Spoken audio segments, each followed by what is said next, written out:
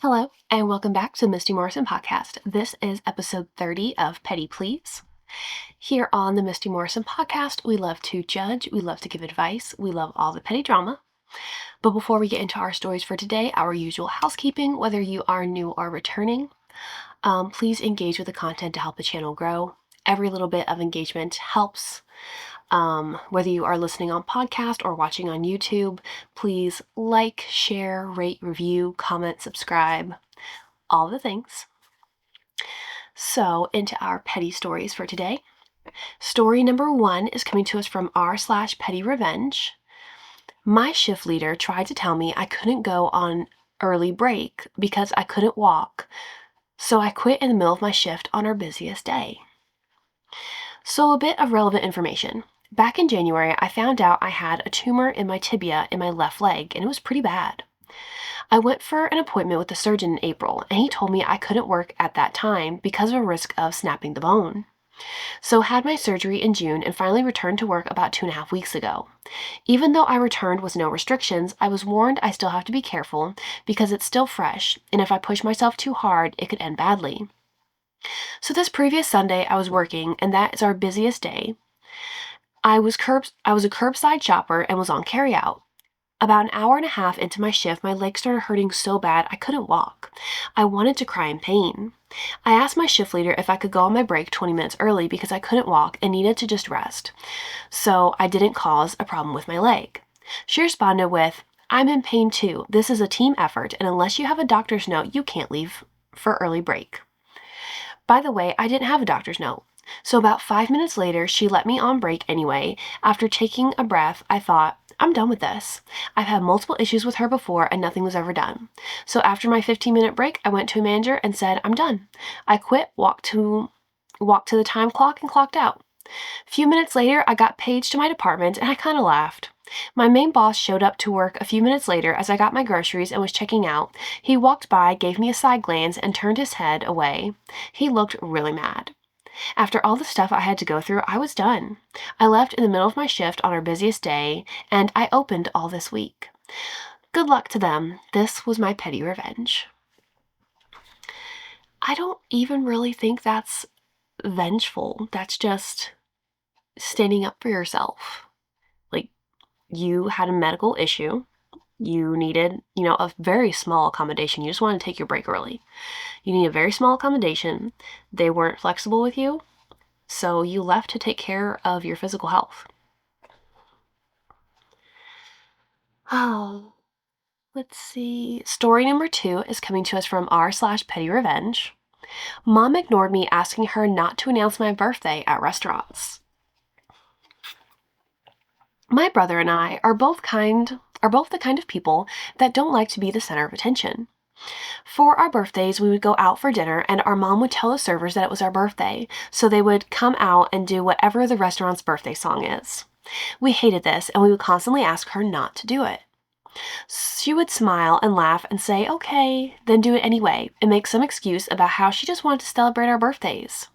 My brother and I got sick of this, so we started telling the servers it was our mom's birthday on random meals.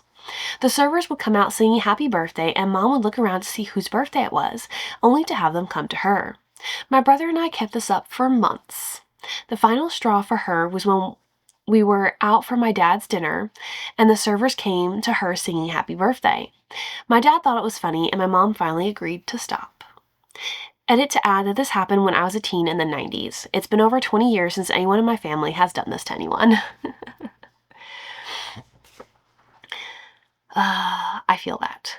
As a shy person who doesn't like attention, I hated that in restaurants. Like, if someone wants that for themselves, like if they want, the cake, ice cream, whatever it is the restaurant gives, and they want the attention and the song and all that, great for you. I would, I can happily participate in your celebration. I don't want that for me. I don't want that for me at all. Yeah, it doesn't really take much to, respect what people want. And if you're saying, this doesn't make me comfortable, I really don't want that attention, that should have been an easy ask.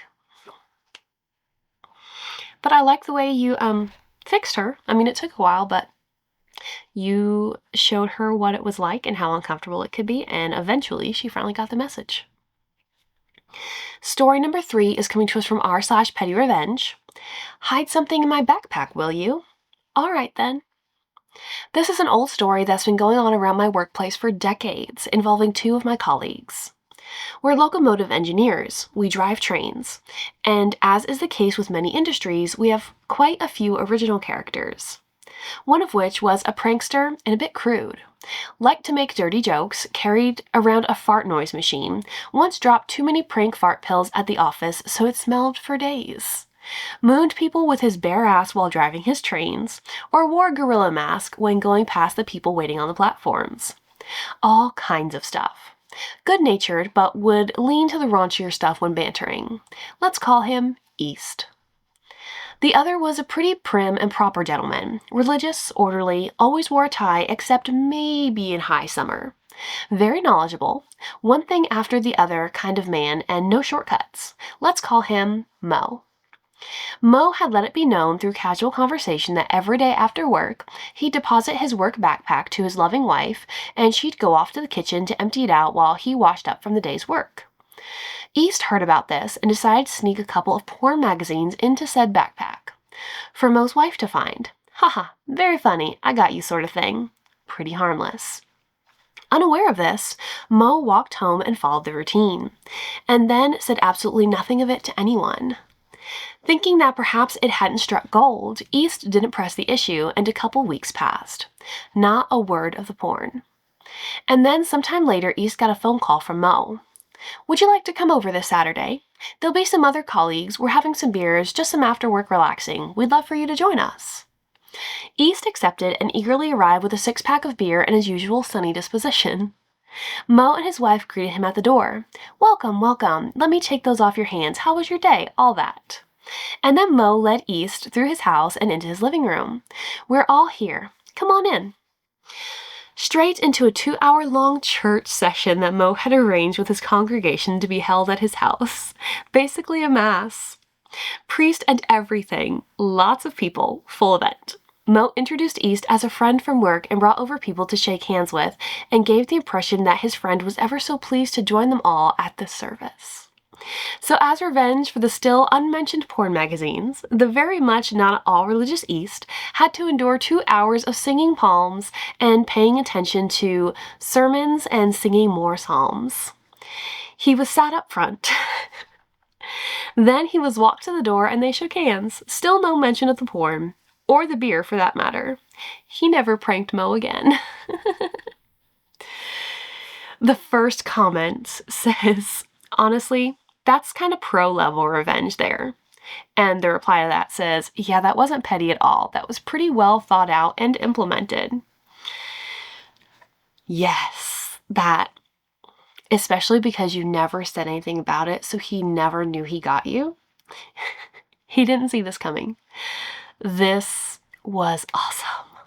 I love it. And he obviously didn't feel like he could be rude and just leave when he realized what it was. Yeah, that was definitely 2 hours of suffering for him. And it's brilliant. Oh, that was a good one. Story number 4 is coming to us from r/petty revenge. She mocked me in front of the class, so I called her an effing stupid bitch. Teacher ended up reporting her. Interesting.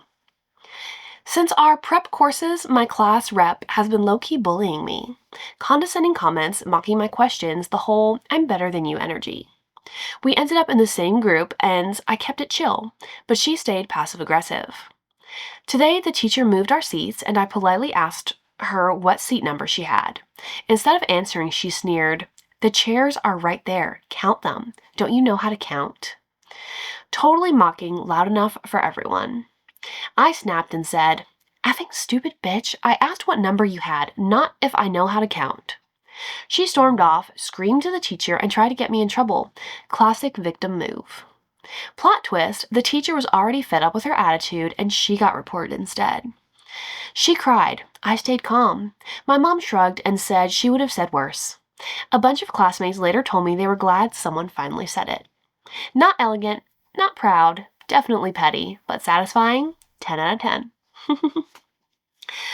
Um, yeah, I can only imagine what your mom would have said. I wouldn't have been so harsh or used those words, but you got your point across, for sure. And I love the route the teacher took here, knowing that she was ultimately the problem, and you just got to the end of your rope that day. I hope she learned her lesson from this.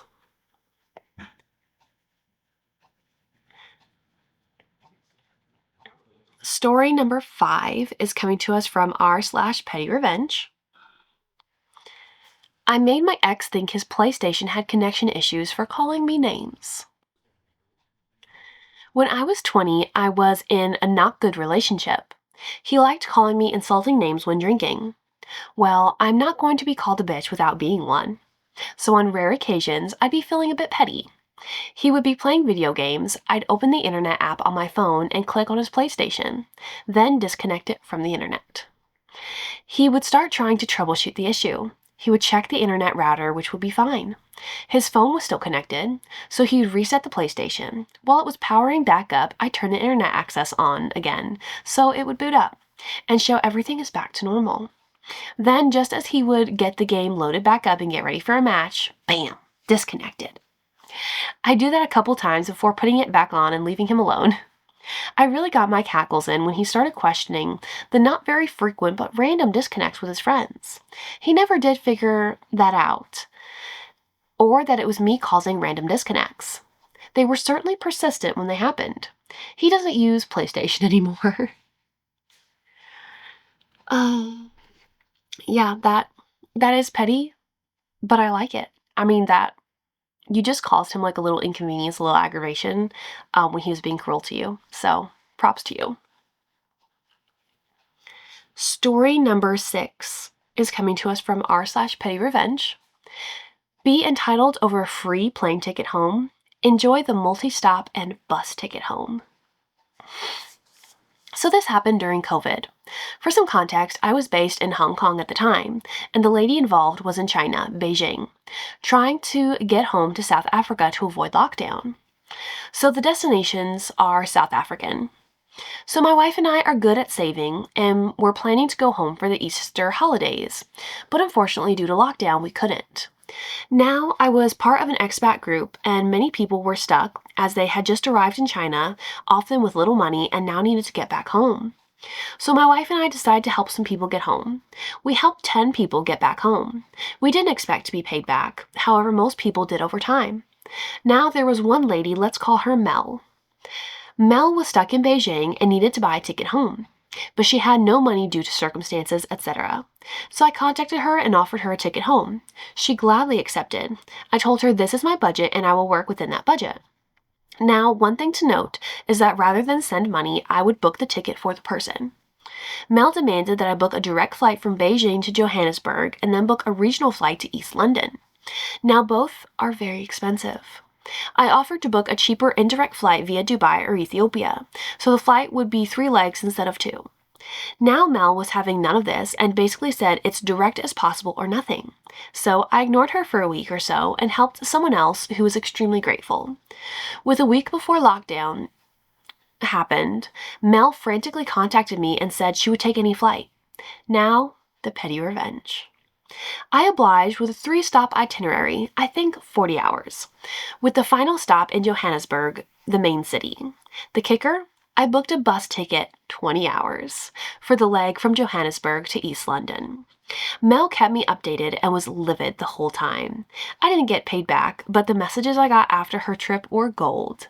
When she found out that I had booked her a bus ticket for the final leg, she was broken at this point. I will never understand that kind of entitlement and ungrateful heart. Like someone was being so kind to offer you a flight to get home under tight circumstances, and you're like, that's not good enough. I don't want an extended travel day. I want to get straight there, regardless of how much it costs you, the Good Samaritan who's helping me.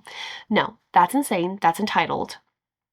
Honestly, you are a better person than me for choosing to help her anyway. You did have a lot of fun with it. But with that, the 40-hour plane travel day and then 20 hours on the bus, that sounds miserable. But, I mean, you had a lot of fun with it. I'm glad you got your kicks, but I would not have spent a dime on her.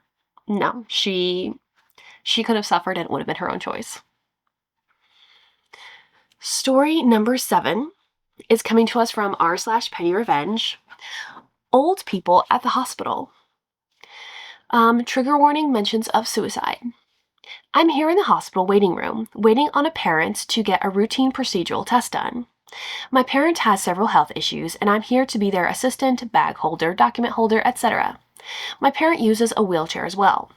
Anyways, we were told some pretty harsh news, and they're running tests to ensure my parent's body can withstand the emergency surgery required. My parent physically looks fine. No missing limbs or hair, just thin. We were told to expect a 2.5-hour wait for this test, but fortunately they took us after 20 minutes due to the severity of my parent's condition. Some random old bitch, henceforth referred to as OH for old hag, has done the following since my parent has gone in for the test. 1. Snapped her fingers at a passing nurse about to go on her break to stop her and rant. 2. Ranted about this being a private hospital and that wheelchair person got to go in before her is not fair to her. 3. Ranted about how she's paying for this, aren't we all, and expects to be treated better. 4. Hasn't eaten breakfast like that's somehow someone else's fault. 5. Talked about how she was a lecturer at a tertiary institution for 20 years and expects to be treated better. 6. Talked about someone she knew committing suicide because they didn't receive appropriate medical care or something similar. 7. Went back to listening to those AI racist baby slop on Facebook at full volume. The orderlies were nice enough to bring her something to eat, and suddenly she changed completely on them. Suddenly they're the nicest people she ever met. God bless them, etc., etc. She still hasn't been seen. My parent came out a few minutes ago from the test. Another patient went in for the test to be done. I'm suddenly wondering if OH is just very hangry. Anyways, after waiting a while, it was time to pay. The seating area is in a pretty narrow hallway, and I have to pass right in front of her to the pay point. I let one rip while in front of her, silent and deadly. It brings me great joy to hear her suddenly start coughing. Anyway, I get sent upstairs with some documents for the doctor to check for my parent. I deliver them and get sent to sit outside.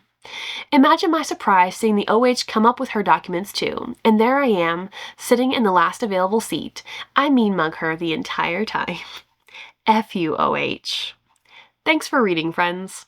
Edit. Not sure if it was blood sugar at all, as many of you are suggesting, because she didn't even eat it. At least within the 30-ish minutes I was there waiting to pay. When I left her and that waiting room to go deliver the documents, she came right after me, like 3 minutes later. So I don't know. My parents do have blood sugar issues themselves and always make sure to have something edible on hand in case it drops too low. Update. For those of you wishing us well for the surgery, I'm greatly honored to announce that the day after, yesterday at the time I'm writing this update, all these tests, they immediately did the surgery. My parent was in the ICU straight out of the surgery for one night for observation and came home the next day. Today, as I'm writing this. Things have been going well. I looked at the surgery site near the groin, and my parent has had mosquito bites much worse than this surgery scar, LOL. Specifically, my parent has had an emergency double angioplasty in their left leg. 2 stents have been placed in the left leg. The left foot is definitely swollen and a bit tender, but my parent can walk and bear weight on it. And best of all, no more cold toes. The doctor team made a tiny incision into my parents' right upper thigh, groin, crease of the hip, and thigh because it had better circulation and healing and crossed over from the right side into the left leg. The surgery was done in under an hour. They are back at home and being babied by my other loved ones now. When going to pick up this morning from the hospital, the OH wasn't there, no shocker, but I did have several staff members remember us from yesterday and the day before and walked with us to the elevator. Pretty sure they were just the receptionist/office workers, but it was so nice of them to remember us and ask about my parent. An older gentleman, who I later found out was in charge of hospitality and customer service, actually came and asked us about the entire experience while we were waiting for the elevator to come down. Asked if there were any standouts, comparisons to other hospitals, etc. I made sure to mention the OH from earlier and described her to him. He said he knew exactly who I was talking about because staff went and complained to him about her. She's been a member of a specific clinic at the hospital for a few months, but they'll be sure to take note of the incident. He didn't say anything else and thanked us for our time. Next week, we'll be going back to the hospital for a follow-up appointment. I'll edit this post with more updates, especially since my parents and this OH will be part of the same clinic now. Oh. Yeah, I never would have thought to give that person the benefit of the doubt based on the fact that they hadn't eaten. That's very interesting, but it doesn't sound like that was the reason. Ugh. People are weird. People are just absolutely crazy. Story number 8 is coming to us from r/petty revenge. Be nice to customer and tech support people. Yes. I used to work for a major satellite provider. I hated that job because they had the most toxic environment you can imagine. When I worked there, they had a 60% turnover rate within the first year of employment. People would call me up and say just the dumbest shit ever, which made for great conversations at home. Occasionally, you get these super entitled customers whose time you're wasting, and they are way too damned important to talk to the likes of you and me. I discovered a button on my computer screen that would put them back into the call queue. Me, thanks for calling POS Company. I'm operator 123. How can I help you today? Them, your crappy bullshit service is out again. I'm tired of you guys constantly trying to charge me to fix my equipment, and I want answers now. Me, sure, I'd be happy to help. Can you please tell me a little bit about your issue? Them, the TV won't play, the service is too damn expensive, and I hate you for existing. Me, okay, no problem. I'm super happy to help with this issue. Let me put you on the briefest of holds while I review your records. Crappy jazz plays. Thanks for calling Company XYZ. Your call is very important to us, and will be answered in the order received. Moral of the story: here is the poor bastard you are screaming at over the phone because your whatever won't work could care less, and if anyone had a screw you button, there would be less rude jerks. Either way, I'm sure I pissed off some people. I'm sure I don't care. I still giggle at what I imagine was their confusion and then super angry disgust when they ended up back in the call queue. Sure, let me put you on the briefest of holds. Ooh, that is harsh. Well-deserved. Well-deserved for some people. I kind of wonder if the company ever figured that out and made that button go away. But I'm glad it was there because some people deserve that lesson for sure. I've seen several companies, I think maybe McDonald's and maybe Lowe's, have signs at like their checkouts along the lines of saying, we treat our team members like family, you should too, or we hope you do too. And it just makes me really sad that we have to have signs like that, reminding people that service workers are human and deserve respect too. So sad to me. Okay, that is us done for the day. That is 8 stories for this week's episode of Petty Revenge. Thank you so much for being here. I love talking to you guys as always, and I will see you next time for another episode of the Misty Morrison Podcast. Bye.